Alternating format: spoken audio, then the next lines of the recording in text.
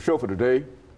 We're talking to Dr. Hussaini from Tennessee State University, who is the director of the Center for Health Research at Tennessee State University. And of course, Dr. Hussaini, before we had our first commercial break, we promised that we'd give you an opportunity to sort of elaborate upon the Center for Health Research at Tennessee State University, because from what I understand, it is somewhat of a novel kind of research center, and talk about it from that perspective, about the groundbreaking kinds of things that you've made in reference to this center. That's true.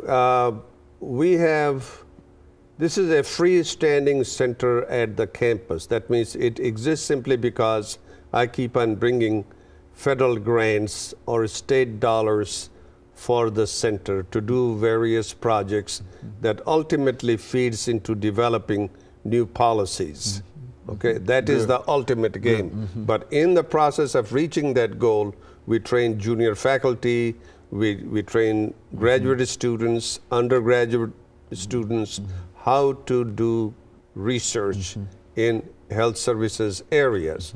Now there are, as you may know, that federal government gives about 17–18 billion dollars a year to conduct research to NIH, National Institute of Health.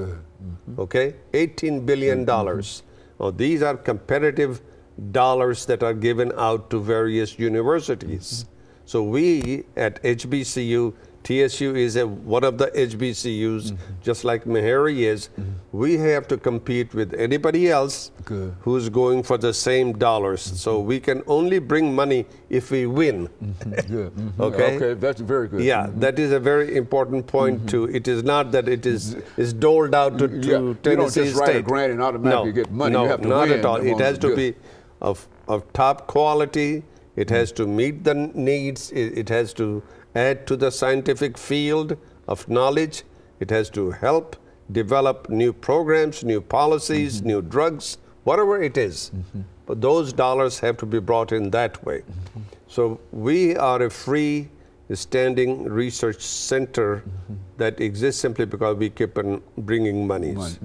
Now there are 4 areas where we have concentrated. One is the cardiovascular diseases, looking at cardiovascular disorders throughout the state of Tennessee and elsewhere, along with stroke. That's one area.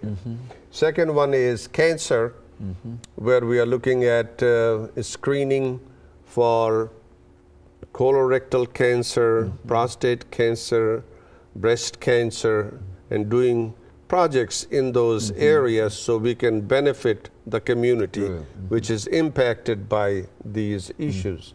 A third area is mental health, which is dealing specifically with depression. As you know, depression, this is where we do a lot of work. We do group therapy, we do all kinds of projects identifying where are the areas where the people need help. Okay? And the fourth area is HIV, AIDS. Okay, good. We are doing research in that area, and we have Dr. Lin on my staff who has been doing a lot of work. He has done work in Botswana, Ghana, Brazil. Now he's taking his work to AIDS prevention, HIV prevention, to South Africa as well as Mozambique. So he is collaborating with Vanderbilt. Okay, so these are the 4 major areas, and cutting across all these areas, there are 4 themes. One is to actually reduce health disparities in all areas.